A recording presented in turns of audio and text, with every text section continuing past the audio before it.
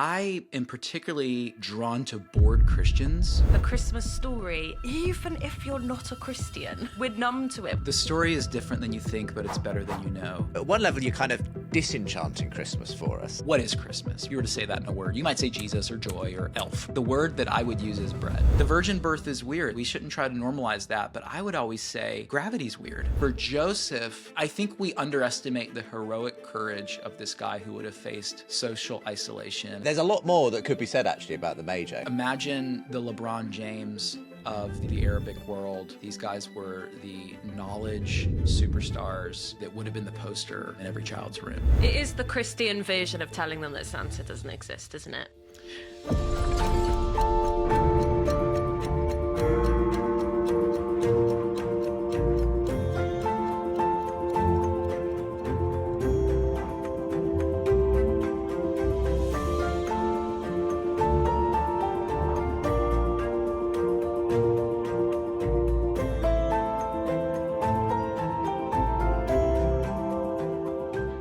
This podcast is supported by Stewardship, helping Christians be the best stewards of the resources God gives them. Radical generosity has always been central to the Christian story, and stewardship can help make it part of everyday life. For decades, Stewardship has helped Christians give in ways that are simple, flexible, and deeply rooted in faith. They help you give well and see your generosity make a real difference. A Stewardship Giving Account gives you one place to manage all of your giving, regular and one-off, available 24/7. You can set aside funds for future giving, respond quickly when urgent needs arise, and see clearly how your generosity is making a difference over time. Discover more at stewardship.org.uk. Welcome to another episode of Re-Enchanting. Actually, it's not another episode of Re-Enchanting, it's our Christmas episode of Re-Enchanting. It's a very special episode, Belle. I can't believe I just breezed over that. Welcome to our Christmas episode of Re-Enchanting, arguably therefore the most re-enchanting episode of Re-Enchanting there ever has been. We are the podcast brought to you by Seen and Unseen, and I am Belle Tyndall. And I'm Justin Briley. And yes, it is our Christmas episode. So we're going to be talking about re-enchantment, but through the lens of Christmas. And we have a very Christmassy guest for you. AJ Sherrill is pastor of St. Peter's Church in Charleston, South Carolina, and has taught doctoral courses on preaching and the Enneagram at Fuller Theological Seminary. He's the author of Rediscovering Christmas, Surprising Insights into the Story You Thought You Knew. So today we are attempting to re-enchant Christmas, as if it needed re-enchanting anyway, Belle. But, you know, we'll do our best, won't we? We will. Maybe it's more apt. I don't know, AJ. Is it more apt to say Christmas will be re-enchanting us? I think that would be highly appropriate. I think so. Okay. Hi, AJ. Hello, it's good to be with you. I've been a listener for some time now, so to be in conversation is a real blessing to me. So thank you so much. Oh, no, I'm so looking forward to this. What a treat to have an hour talking about this in our day. Okay, if you're a listener, then you will know that our first question is always the same. But at the risk of angering our listeners, I want to tweak it today, right? Because usually we ask our guests, what are you reading at the moment? And if you're reading something that you can't not tell us about, feel free to answer that too. But I want to tweak it in that, is this something that you always read in this time of year, in the run-up to Christmas? I think that's what led me to write this book, is that there wasn't a lot. I found a lot of it kind of like off center of really what the season is about, or just kind of beige and nostalgic. If there was something, obviously, and this is going to sound so rote, but the gospel narratives of Luke and Matthew, I think sort of in the Christmas sort of vein, it's become so just noisy. And so getting back to those actually core narratives has been a really good practice for me, those early chapters of Matthew and Luke particularly, to kind of get me back into the actual story that the Gospels are telling, rather than being just crowded out by so much going on this season. So Rediscovering Christmas, I think, was an attempt to fill my own void of saying there's got to be more. And so being a part of that conversation is really important to me. That's great. I'd say if there's any book that I'm more likely to pick up around Christmas than any other point of the year, it's probably The Lion, the Witch, and the Wardrobe. It's just for me has that special Christmas feeling, Yes, okay.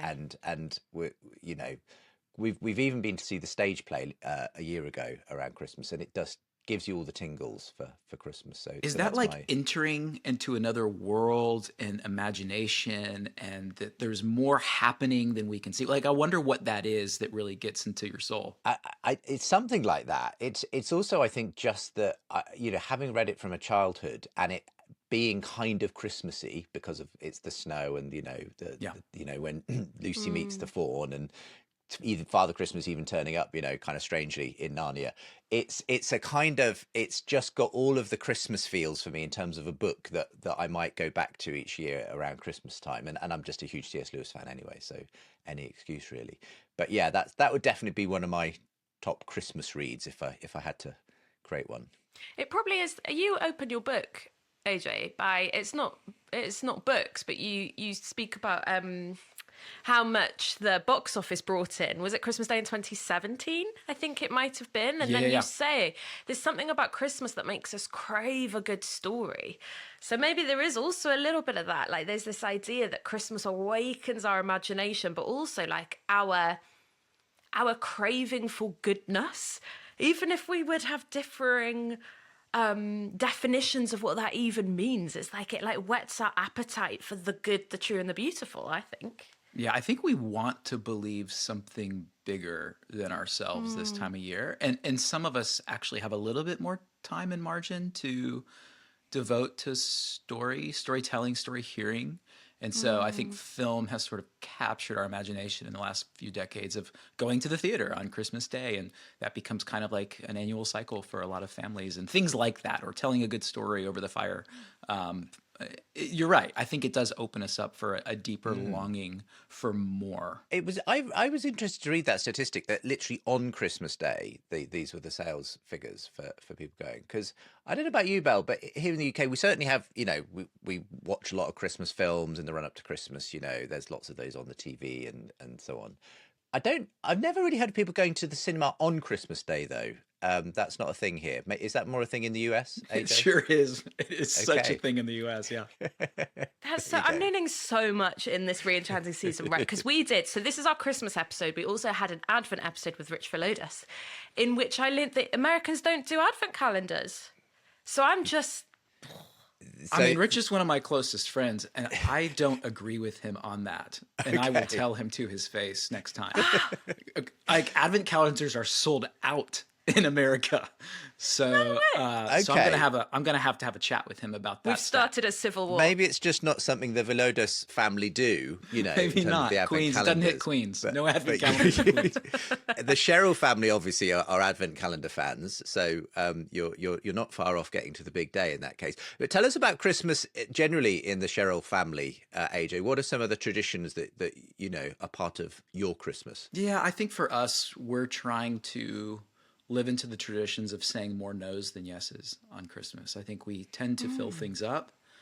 And so getting back to primal relationships that are contact based, away from technology, not that, you can't keep in touch with people from afar, but just not being pulled into all of the shoulds and all of the events and all, like really trying to slow down and opening ourselves up to greater yeses by saying no to maybe some lesser things. So we are really slow. We spend a lot of time just in the house. We take walks, and we just try to not fall into the craze of the day to where you get to December 26th and you're just exhausted. We're trying to push that back. So As someone married to a church leader, Christmas surely though has got to be one of your busiest periods, AJ. So does it really slow down when you're, vicar of a church where inevitably you've got about 10 times more services than normal because of Christmas? we do, and we do our services to where I actually want my staff to be home no later than 9. So we refuse to do the thing at midnight, although that's a good practice, no problem, no shade there. But we start a little bit earlier in the day so that my staff can be home to tuck their own kids in bed and do whatever sort of reading traditions they have. And so we've tried to design, even in our church, like a very simple, like way to this to where we don't get lost in fog machines and twinkly lights, where it really does stay candle driven and very simple in our community. So I've seen some online, at least, some extraordinary looking American sort of extravaganzas when in it comes Texas, to I'm Christmas. sure. Yes, I've been to the very church, in fact. But no, the biggest thing we do at our church at Christmas, and I actually really look forward to this every year. Our most popular service of the whole year is when we have a real live donkey turn up on Oh my Christmas word. Eve. Yeah. And all the families from all around, they come out, all the kids come out, they're all dressed up as shepherds and angels and wise men. It's glorious, chaotic fun. And it's just so popular. It's crazy. Just bring a live donkey, Christmas Eve sorted, basically. You got it. You can just keep that donkey until, you come into Yeah. the Jerusalem Good Palm Friday Sunday. service and just keep it all winter. Yeah. That's exactly when Ned the donkey comes back on Palm Sunday. So A lot of demand for donkeys this time of year. Yeah. Anyway, we should get around to talking about Christmas. Your book, Rediscovering Christmas, and it's a really interesting book, AJ. And basically, you kind of look at all the characters in the Christmas story. Some of them actually that I don't often think about looking at. Things like the angel Gabriel, for instance. We often talk about Mary, Joseph, the wise men, Herod. But you don't sometimes think about, some other pretty key characters like that. So just quickly tell us where the idea for the book came from, and then we'll maybe kind of go through some of these characters and some of the interesting insights you glean on them. But where did the idea come from in the first place? Yeah, I'm a student of ancient context, and I like taking people into ancient lands on pilgrimage to do spiritual practice and understand sort of first century is a real fascination of mine. And I began to, in my own discoveries, realize there's so much more to the story. And I am particularly drawn to bored Christians who have done the thing, been around, blah, blah, blah, feel like they've heard it all. And when you begin to realize the first century has maybe a lot more to say to us in our context than even like the 17th century Renaissance period that we often defer to in Protestant circles, at least the ones I'm in, you realize there's so many more connection points. So helping people uncover the ancient understanding is actually more relevant than we know. And you begin to realize these aren't two-dimensional characters. They actually had longings and desires and anxiety and all the things that we also struggle with 2,000 years removed. And it might look different, but there's so much more connection, and you realize there's so much more to the story. And so helping people deglaze their eyes this time of year and to re-enchant and to look at the story once again with a fresh perspective is really the sort of core motive that I write with, helping retrieve some things that have been forgotten or lost along the way. My husband and I, we play this kind of game, or just sort of like this long conversation we will ask each other and ourselves, like, what songs or albums or artists are so overrated they're criminally underrated? So like, just because we've listened to them so much, we're numb to the genius, or we're so familiar with it, we're actually not seeing it clearly. And it feels like the Christmas story, even if you're not a Christian, because like I grew up and in primary school, I was playing one of these characters every single year. If I was nailing it, I was Mary. If I wasn't, I was probably a sheep or something. But like, even if you don't believe this stuff, this story like feels like we're numb to it. We're so familiar to it. We're not seeing it clearly anymore. And so what I love about your book is it's like, it's just taking that apathy off us. Like you say, it's taking that glaze away. And so like Justin's already said, and I'm so excited because you're speaking my first century language, AJ. But before we get there, can you just talk to us about how weird, and I use that word very specifically because you use that word, just how weird of a story this is, and why the weirdness of it is not something that we should sort of rub away or erase or underestimate. Yeah, the story is different than you think, but it's better than you know. And I think we've so normalized proclamations like the virgin birth or presence of angels, things like that, that sort of at the break room in the office, like don't really work to just like come out with that. And so we've tried to, in some sense, normalize a pretty spectacular phenomenon. And that's across the entire story. There's no real part of the story where you're like, yeah, that makes a ton of sense. It's amazing the sort of, and yet I don't think God's giving this story as a way of saying, let me make this as hard for you to believe as possible. I just think there are breakthroughs in this story that we need to just own, and that a lot of life is weird. Like the virgin birth is weird. That's not like that's bizarre. We shouldn't try to normalize that. But I would always say gravity's weird. Like when was the last time you tried to explain gravity to a 5-year-old? It's hilarious to be like, well, it's this invisible force and you can't see it and it holds us down, and kids are like, whoa, that's insane. And yet, as a society, we've all come to believe in this invisible force that we cannot see, taste, touch, hear. Dark matter is weird. Quantum entanglement's weird. Light as both a wave and a particle is not feasible in our scientific method. So I like to, rather than normalize the weirdness, say, yeah, a lot of life is weird across belief systems. And yet that doesn't mean it's not necessarily true. It just means that maybe our expansion of what is reality needs to continue to increase and to create possibilities. So that's where I go with that. And I want to push back to sort of over rationalizing things in a way that we take away the brilliance of the story. I love the fact that you do use some of those, well, sort of scientific examples of weirdness, because I think a lot of people just assume, well, science is just rational, Yeah. Everyday common sense, whatever.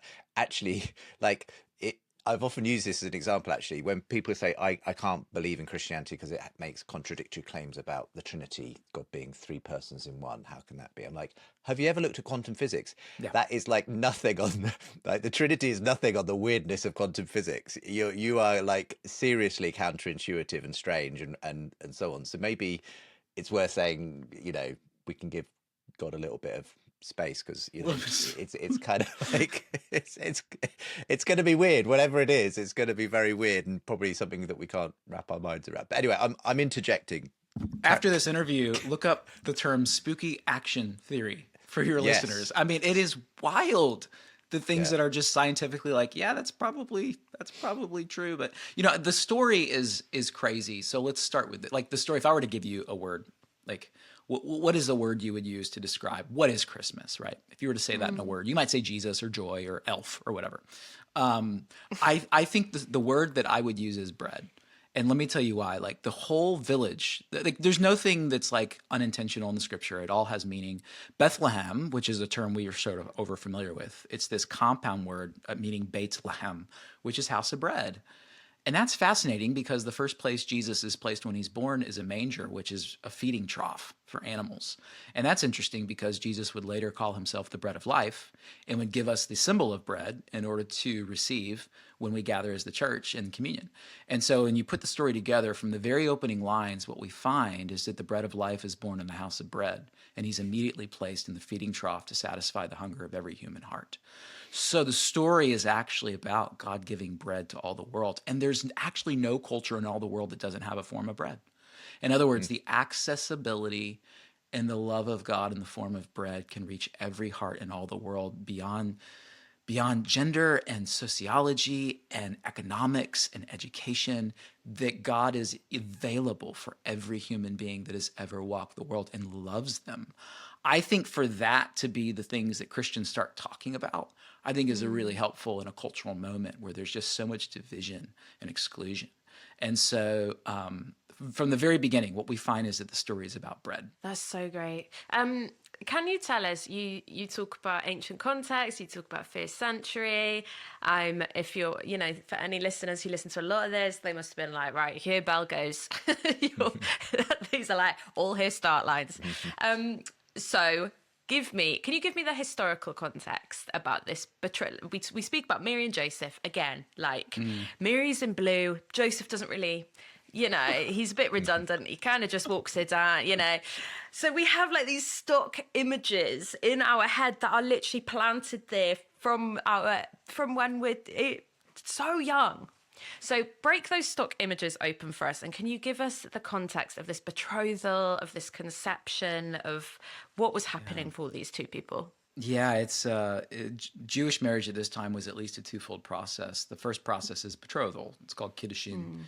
And in the betrothal process, you're actually married. You haven't consummated but the families have been brought together, and all of the ceremonial things would have occurred for Mary to be off the market, for Joseph to be off the market. They are married in a sense in every way except the final celebration and then the consummation.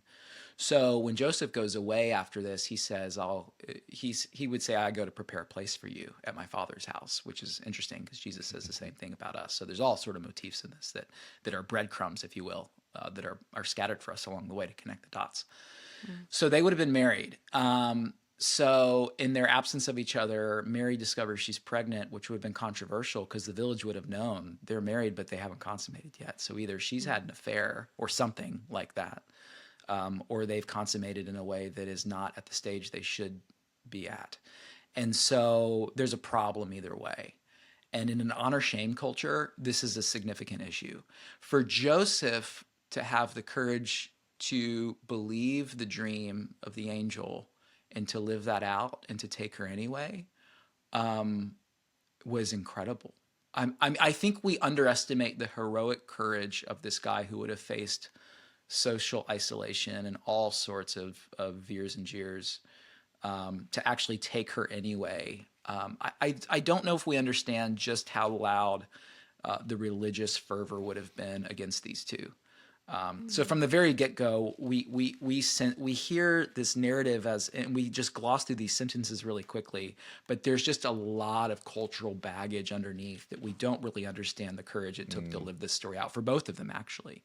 And it's no wonder that God chose these people. These aren't accidental choices of just anybody's. I think God saw the heart of these two and said, I think they'll allow me to do some stuff that other people wouldn't.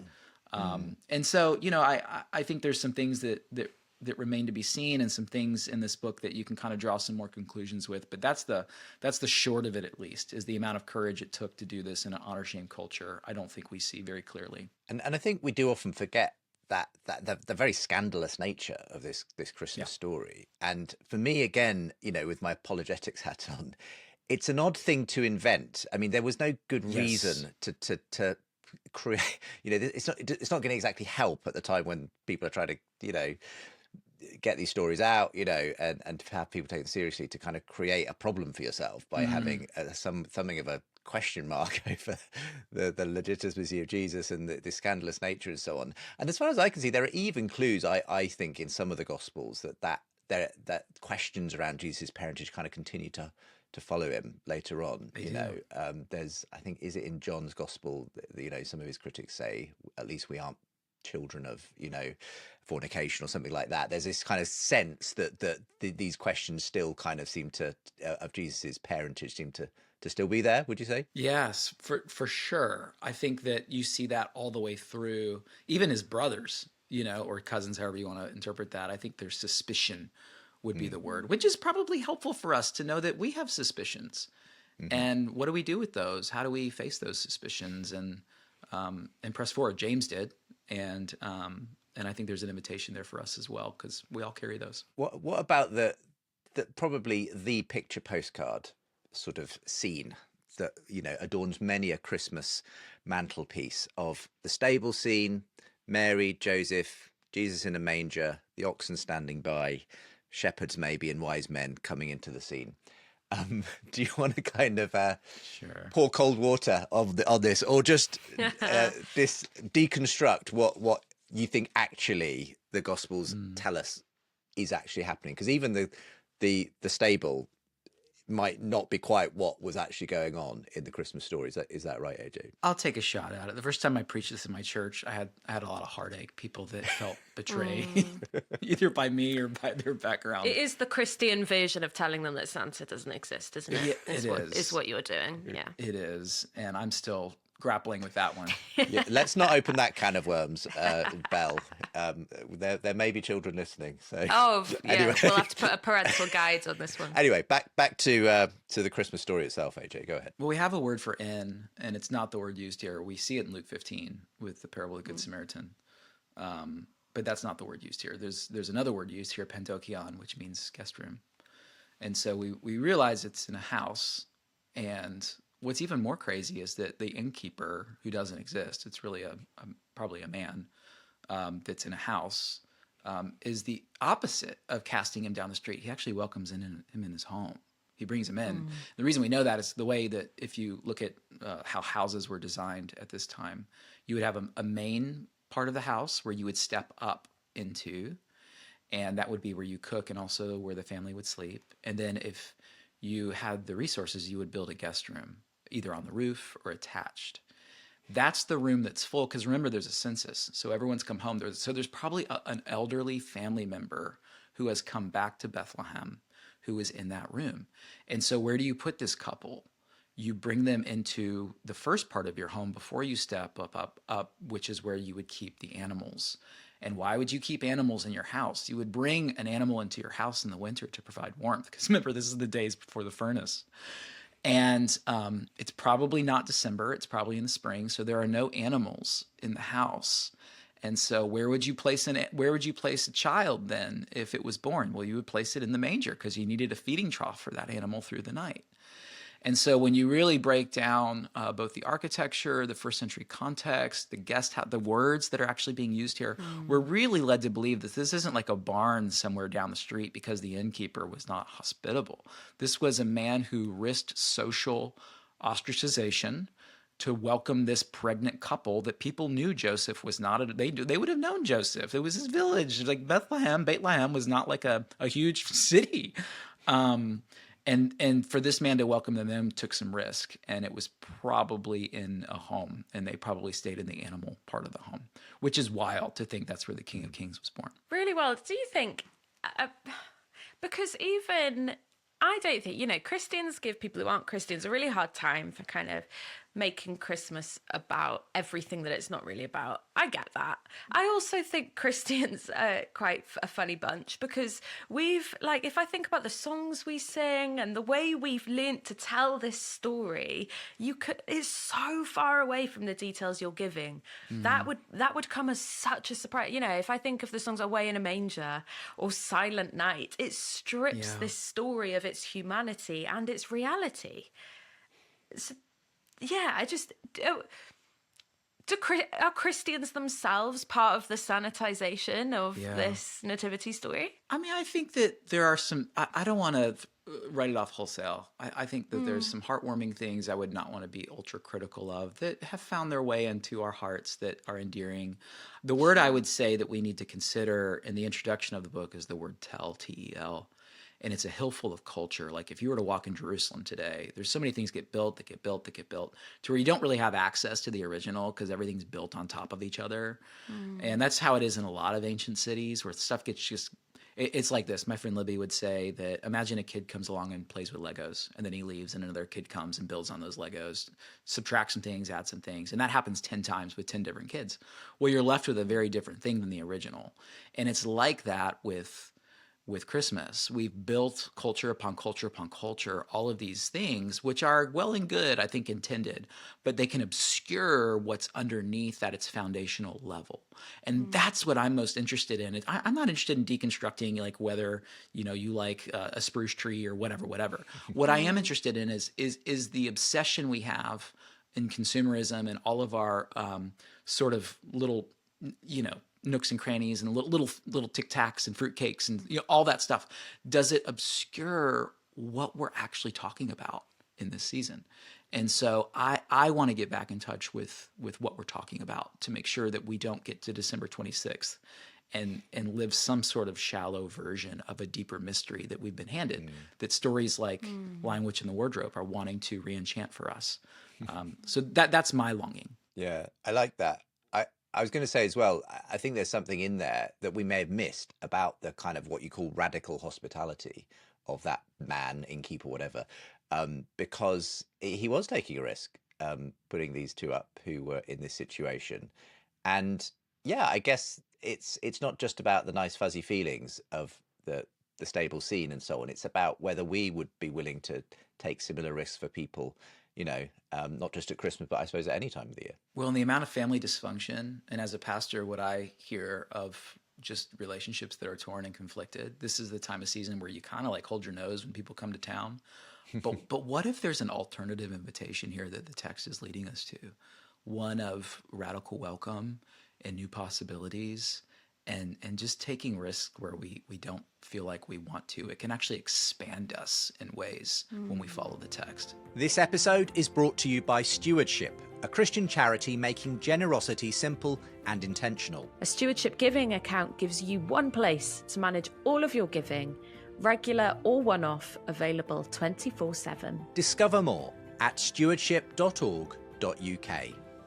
Okay, so we've kind of touched on, and just a note to our listeners, like, we are skimming the surface of this beautifully rich and deep book, like AJ's book, and the biblical narratives. So just to say that, so while we're moving quite quickly, spend time going deep and doing it slowly. But the shepherds, I love having conversations with people about the shepherds. And AJ, I'd love you to tell me everything I need to know about them and their presence in this story. We love shepherds, whether it's We do. Moses or David or Abraham. The Old Covenant, the Hebrew Scriptures have this beautiful sort of warm picture of these guys. Well, 1,000 years between David and Jesus, 1,000 years, a lot can happen. A lot can happen with just a word in 1,000 years. And I find that with the shepherds, like the Talmud tells us that their reputation was in tatters by the time of Jesus. Not only were they poor, which was always sort of the case, but they were seen as ruffians, and they were thieves. And they were viewed that way for a couple reasons. They were ruffians because they were Sabbath breakers. These guys couldn't actually uphold the Sabbath. And by the time of the rules of the Pharisees, by the first century, that was a problem. You were seen as sort of like anti-religious and rebellious, and you have a vocation that doesn't actually allow you to follow God. And so we have sort of ways in which we're going to perceive you, et cetera, et cetera. But the thing that I found most interesting is that by the first century, they were seen as thieves, because as private land increases in the Roman world, when you start grazing your animals on other people's property, that's a problem. And so you're taking up food for that person's livestock. And so they were not often welcomed guests. They were seen as people that ate off your land. They were poor. They were Sabbath breakers. All sorts of things contributed that these would not have been the guys that you would have thought were invited to toast at the party first. And so I think helping people dig back that, like, again, to your point, Justin, it's not expected. It doesn't help your narrative. Just like women at the resurrection as the first witness bearers doesn't help your narrative in the first century unless it's true. They're just telling a true story. And so I think it's very, it helps my plausibility and cynicism to realize, like, this doesn't help the narrative that shepherds are there as the first witness bearers to the Messiah of the world. And so there's just a lot there, but that's just a little taste of the shepherds in the first century. It's great, though. It's really helpful because I think, certainly at Christmas, we've often pointed out that they were unusual house guests to be having around, just because of the fact they would have been, men of the fields, Smelly, smelly, right, sure. whatever. But it's interesting to hear that extra historical aspect that they were really seen as something as outsiders, rule breakers. It was the lowest kind of profession at that point. Even though, as you say, some of the great faith leaders of the Old Testament had history as shepherds. It's interesting as well, though, that then Jesus chooses, it would appear in the Gospels, to use the imagery of shepherds for himself and in various of his parables of God and so on. So is he trying to kind of rehabilitate the shepherds at that point? What do you think is going on with the fact Jesus obviously likes the use of that imagery himself? I think so. And I think it's the most simple, beautiful characterization of his leadership of us, of his willingness to be off with us in whatever foreign lands we find ourselves in, metaphorically, literally, whatever, but also our inability to really listen deeply to his voice and to kind of do our own thing in our stubborn ways. So I think there's a lot there within the shepherd craft that people would have in the first century connected, like, yeah, I can be like that. And wow, this shepherd really does lead me well. So, I think there's probably a lot there to deconstruct, but the relationship between shepherd and sheep was pretty dynamic. We can't talk about shepherds without talking about wise men or magi as well. So, give us a little bit of a historical on the wise men. I mean, there's the obvious. Okay, everyone says this. We don't know that there were necessarily three of them. Three gifts mentioned. Yeah. But there's a lot more that could be said actually about the magi, aren't there? Do you want to Tell us a little bit of that, AJ. I mean, I think imagine the LeBron James of the Arabic world, or the Arabian world at this time. It would have been these guys. These guys were the knowledge superstars that would have been the poster if that was created at that time in every child's room. And they would have been trying to chart, like sorcerers, the future through the cosmos. I mean, there was such an understanding that everything that we needed to know was written in the stars, so to speak. I do think it's interesting that when it says that these guys were from the East, however many there were, and they brought gifts, that's where we get the three, is there were three delineations of gifts, and so we assume there were three, and there may have been more or less, we don't know. But and even those have meaning of those three things. But when you look at the capabilities of these guys, this would have been their dream, is to realize something's happening in the cosmos right now that we are alive to witness, and we've been studying. And they would have had those prophecies from Daniel in the exile. They would have had access to those biblical prophecies, which I think is really interesting to see. Even in exile, God was working the plan out for all the nations at this time. And so when these guys travel to the East, that can mean, it's weird because they're from the East, but they travel to the East. How does that work? Do they circumnavigate the earth to go around? Well, East actually means rising. So they actually travel toward the rising star in following their dream to find the meaning of this ancient prophecy they found in Daniel. And when they get there, I think it's interesting. They don't admire the child. They adore him. They recognize something as outsiders about this child that was far beyond even what their own Jewish people failed to see. And I think there's a mystery there that you have both shepherds, the outsiders, the ruffians, outsiders socially, but then religiously you have the outsiders of the Magi showing up, who recognize the child much more quickly than the insiders of the Jewish world as Jesus grows up. And there's just something to that should open our hearts of God's radical love for the world that is beyond our distinctions and categories, that blows our minds, who God is inviting around the table. And I think that's a beautiful thing that we should talk more about, that these were not the kind of guys you would assume would be in the story to really proclaim the mystery and to head home and to declare what they saw to all of the world of Arabia. What my imagination always gets snagged on in this story as well, which is so easy to overlook, is God's method of telling each group of people.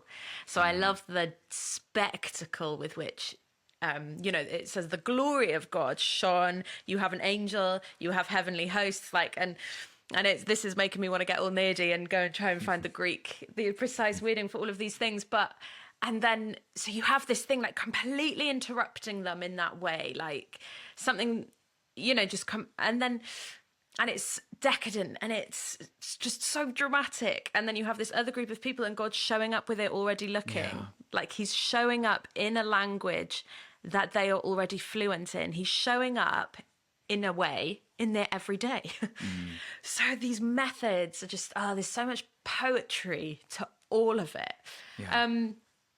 And okay, so as the story goes, there's the introduction of a negative character, at this point with the Magi, isn't there? There's the introduction of Herod the Great. Can you tell us historically a little bit about him beyond what we might know from, the Magi's interaction with him? This is wild. So Herod is politically Roman. So he's in deals with Octavian and trying to whittle his way into the center of power there. The child is a threat to his power. And that's really the crux of it. And the child's a threat to all of our power somewhere. The child's a threat to all of our agency somewhere. And we have choices to make with that. So he's politically Roman. He's ethnically Arab. His mother's a Nabatean. He's religiously Jewish, raised in a Jewish household, marries into that in order to get legitimacy to perhaps be the Jewish king. And then he's culturally Greek when you look at his language and his architecture, the way he builds. And so he's one of the greatest builders of all time, extremely wealthy. And he's really, I think, ambidextrous, that he can kind of float and be whoever he needs to be in any room to get what he wants. And the most compelling part of this narrative is that he's a descendant of Esau, who is an Edomite. And there is an ancient prophecy in the Hebrew text that talk about the Edomites and they talk about the threat that the kingdom of God was to this tribe. And you can go back and follow the footnotes there. But what's interesting is that as a descendant of Esau, Jesus is a descendant of Jacob. And you find the climax of these two opposing nations that started in the womb way back in the day find itself in its fullness of consummation between Jesus and Herod, and asking yourself, which side is God going to lean on here? And so it's this like crazy story of fulfillment that began all those years ago that you can trace in the narrative. And so with Herod, there's not just like his immediate person, it's also tethered into the genealogy of how all of this sort of warfare is coming to bear in this moment where God is doing something new and finishing the story. Yeah, we spoke with Rich Villadus a little bit about obviously that tragedy at the center of the Christmas story, the slaughter of the innocents and so on. A bit of the story that, you know, often doesn't really make it into our slightly sanitized versions of the nativity and so on. And yet it's there. And I mean, it's not out. So I have heard some historians kind of question the historicity of this because they say, well, it doesn't get recorded anywhere else. It's sort of, you know, maybe this is just one of those things that Matthew came up with as something to fulfill some Old Testament prophecy or something. But then at the same time, we do know from history that Herod the Great, it was certainly Herod the Great, the kind of thing Herod the Great would be perfectly capable of doing, given his history. Is that right, AJ? The slaughter of innocents? 100. I mean, you look, he even killed his sons. He killed his own first wife, whom he loved and regretted until the day he died. There's an easy track record there to say anyone who is a threat to his power got their heads cut off. And it does not shock me at all to think that the slaughter of the innocents he was definitely capable of that. No questions about that at all. Yeah, interesting. And but again, it is one of those sort of shocking things that brings you up short that this was what happened back then. You know, this was not it may not have made the headlines for other historians of the time because, frankly, people went around doing this. It wasn't sort of, you know, that was the part and parcel of the world that Jesus came into 2,000 years ago. Brutal. Exactly. And yet he comes, you know, as this newborn baby, completely vulnerable into this world in which all kinds of awful things happen. There's something there, isn't there, for us about the nature of the Christmas story? Well, a question I get a lot, especially when I lead pilgrimages in these ancient lands, is why 2,000 years ago? Why not now when there's text messaging and film and we could, you know, blah, blah, blah. And Galatians 2 talks about in the fullness of time, God sent his son. You know, you look at the unification of the Greek language in the Roman world. You look at the peace, which we might talk about, that Rome brought to roads, the trade system, the roads they laid down. Everything was happening in that time that made sense for the Messiah to come because the world was unified by language. There was cultural understanding. There was even political sort of imagination with Caesar Augustus being known as the Son of God, Lord. So there's all these things happening at the time that made it understandable that God would use and leverage all of that culture to make sense of his plan to come to fulfillment at the time of the first century. And so I think there's a lot of poetry to it, and that it's not random that Jesus was born into that village 2,000 years ago. Great that you mentioned Caesar Augustus, because there's similar to Herod.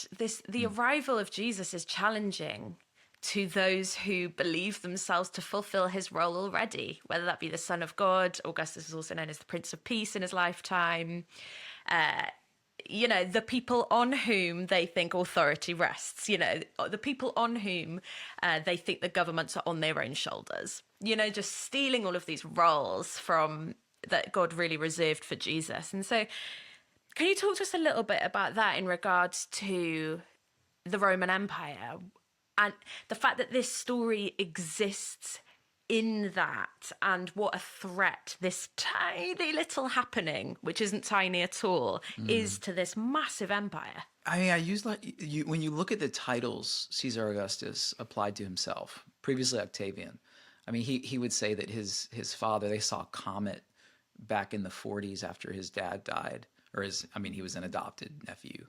But when when Julius Caesar dies, Octavian, to substantiate his claim to be the emperor, said, "See that comet up there? That's my dad. And because he is now soaring as a god, I am the son of a god." So he becomes the son of God because of a comet in the air that everyone saw. And not only that, but he called himself Lord. There were also he would call himself not only the giver of peace, but the one that could forgive sins. So there's all these things happening in Caesar Augustus that when Jesus comes along and says, "No, no, no, no, no, that's me. That's not him." Like that, the imposter syndrome right there. Like, I'm the fulfillment of all of these things. Let me leverage what you know about the political empire and appropriate that into like who I really am. And so people had an imagination for this. They know what these titles meant. And there were two ways that peace was brought. The first was the Pax Romana, the vision of peace that Rome had was that we will bring you peace, and if you don't bow to our peace, we'll bring you a sword. So that's how we create peace and rest in the empire, is you receive our culture and our authority or you die. And that's our version of peace. Now, it's interesting because Jesus, the Prince of Peace, comes and is willing to die for the sake of shalom. He very much inverts everything about what we know about lordship, authority, leadership, power. He inverts that, takes the worst onto himself in order to see it spread into all the world, a different version of peace. And so we see from the very beginning, both Herod and Caesar, a very different kind of a kingdom that Jesus would bring. And that kind of mystifies his Jewish followers because they're like, "I thought you were here to take down Rome." And it's like, I love them too. I'm here for the entire world. And so nothing, again, the story's different than you think, but it's always better than you know. And every part of the story of Christmas sets us up for all sorts of twists and turns that we would not expect. And that is true at every level, including Caesar Augustus. But the Prince of Peace wields power. And like that Malchus moment where Peter takes a sword and strips off his ear and Jesus restores him. What a fascinating move for the very opposite of Augustus's leadership to be inverted by the Prince of Peace at that time, and to restore and not to destroy through swords. The whole thing is just brilliant. And so I long for people to grapple with the brilliance of the story once again and to see it fresh and anew. Yeah, that's so. I don't know if you're familiar with the work of Tom Holland, the historian. Yeah. So this is, when he gets asked, what on earth is it about Jesus? His birth, his life, his death, his resurrection, and what is it? Why did it catch hold? Why has it changed things? Why is it, in his own words, become the making of the Western mind, lodged in our social imagination?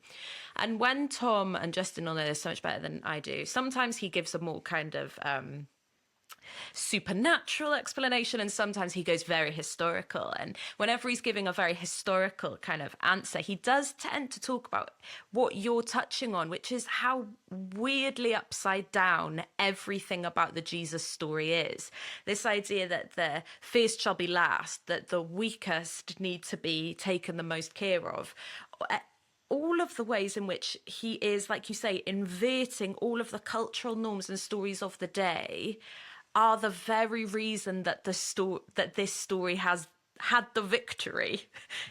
Does that make sense? Would you sort of say that? Would you agree with Tom's thesis in that way? It makes sense because it doesn't make sense. Sure. And it really is the thing under the thing.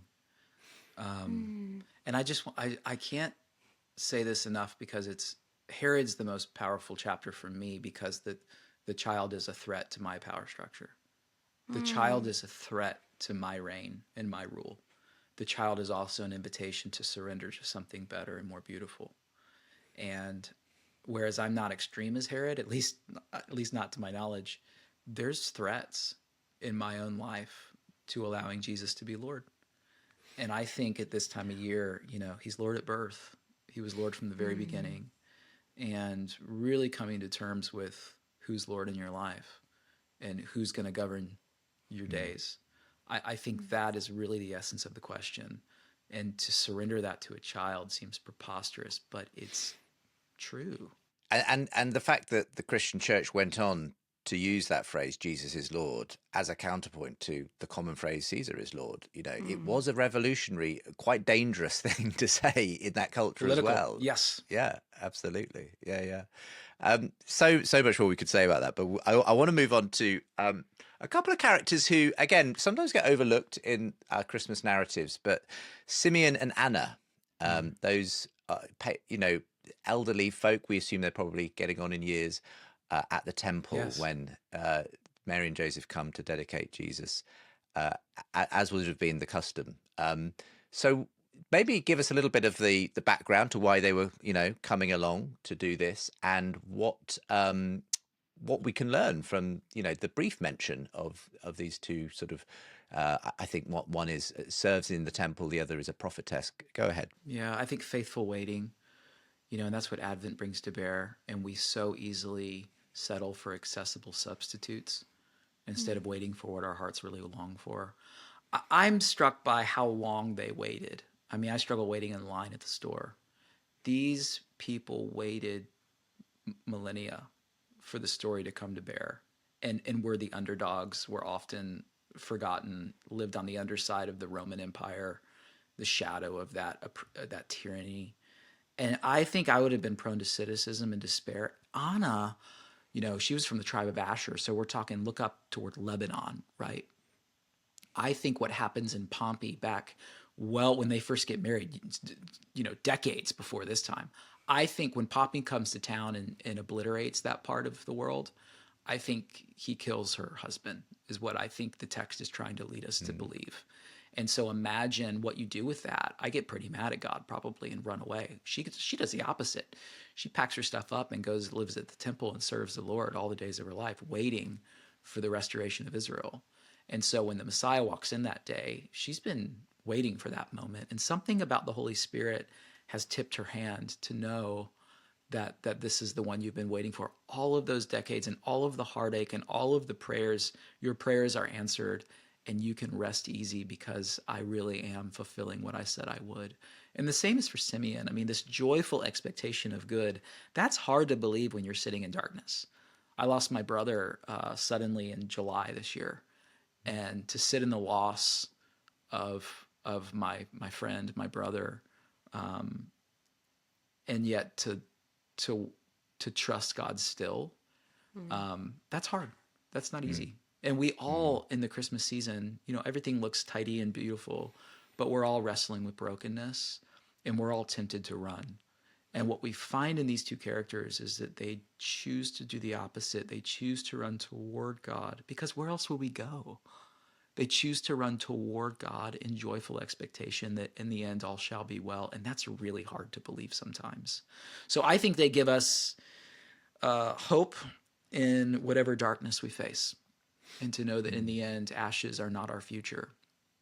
And what a great way to end that story of the Advent season, Christmas season, is to look to them. It's so true. I think the reason that the Christmas story is so wildly beautiful and powerful and something you can hang your life on, but also the reason why I think in our more modern culture we struggle to see it in its entirety and in its fullness, is because it subverts all of our categories. Like, it is both rooted in time and place and interestingly, as you've pointed out, like, in its detail, right? This story wants you to know when it happened, where it happened. It wants you to know the details. It wants to, like, earth itself, right?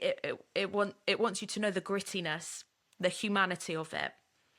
But this story also is just ridiculously cosmic, like so supernatural, so cosmic, and it subverts our comfortable categories, therefore. Like, what do we do with a story in which the main character is the author? Because that's what we're dealing with in this story. Like, we're actually dealing with the author on the page, like the playwright on the stage. We are dealing with, like, the architect inhabiting the plans that he's drawn up. That's so weird, AJ. We don't really know what to do with it. And so I'd love to just, like, go there and and sort of spend the last 5 or so minutes we've got in like the cosmic implications of this. And because our tendency can be to either kind of like mythologize it, so it's all weird and all kind of eerie fairy and all up in the air, which your book so helpfully like is an antidote towards. But then we can go the other way and see it as a story that happened like over there and back then. Like it's removed from us. So can you talk a little bit about that tension and the fact that it's cosmic in its implications, and that means it's both a there and then, but it's also weirdly a here and now? That was a long question, but I'm hoping you got the gist. I think the God with us refuses to be God without us. So this idea that he's both architect and inhabitor, I don't think that's a play on narcissism. Some would say, oh man, the God just needs a lot of attention. I think it's a invitation to the radical relational nature that this God has always had.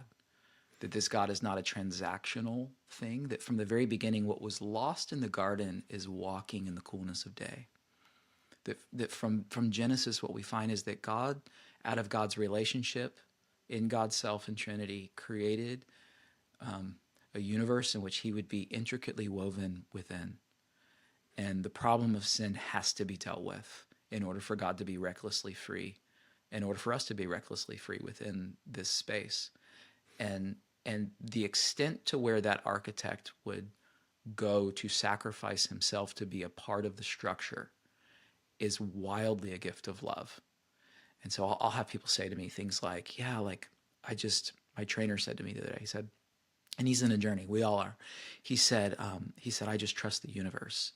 And I said, that's beautiful. And did you know that universe has a name and loves you? Like it's hyper relational. And that changes the equation, where it's not just a force that randomly selected and created. It's one that is extremely committed and is on journey to walk with you in love. And when you can get to that place, you realize the fundamental longing of the human heart isn't just that we're here, but it's that we're loved. And that really is what God is saying in the incarnation of the cosmic and the sort of eminent reality of who the kind of God we're dealing with, is that the God who came to be with us is the God who refuses to be God without us. And that is something. That's a great place to conclude our Christmas special with you, AJ. Thank you for re-enchanting Christmas. At one level, you're kind of taking away some of the sentimental trappings that we often, come to Christmas with. So at one level, you're kind of disenchanting Christmas for us. But then I think you're actually re-enchanting it because you're helping us to see it with fresh eyes. It's a sort of, there's something, it's so easy, isn't it, to become so familiar with this story, you kind of forget what it's actually about, and the scandalous nature of it, the historical context into which Jesus comes, the cosmic nature of what's being claimed here as well. And I just think you've really helped to uncover all of those as we've been through some of these characters. There are many more. There are certainly more that we could have spoken about. We didn't even touch on Elizabeth and Zechariah as well, some more important players in this story. But if people want to read the whole thing for themselves and get these wonderful fresh insights into the characters and the story of Christmas, it's available right now. Rediscovering Christmas. I'm holding it up for the camera for anyone who's watching via the YouTube, but if you're listening on podcast, you're looking for Rediscovering Christmas by AJ Sherrill. Surprising insights into the story you thought you knew. So thank you so much for re-enchanting Christmas for us. First time we've done this actually on re-enchanting. We don't normally span the Christmas period, so you're our very first Christmas guest, AJ. Honored, very honored. Well, you did a wonderful job on it as well. So I guess all that remains is to say a happy Christmas and happy New Year to our listeners as well, Belle. Yes, indeed. We will be back in the new year with a few more episodes of season 8, but we are taking a Christmas break. So this is not our final episode of the season, but it is our final episode of this year. So yes, we would love to wish you, our wonderful listeners, a rich a deep, a joy-filled, a slow, a quiet, a rest-filled, whatever you need it to be. And I mean that in like the deepest sense. What do you need? What do you need right now? We wish you all of that this Christmas season, and we will see you in 2026.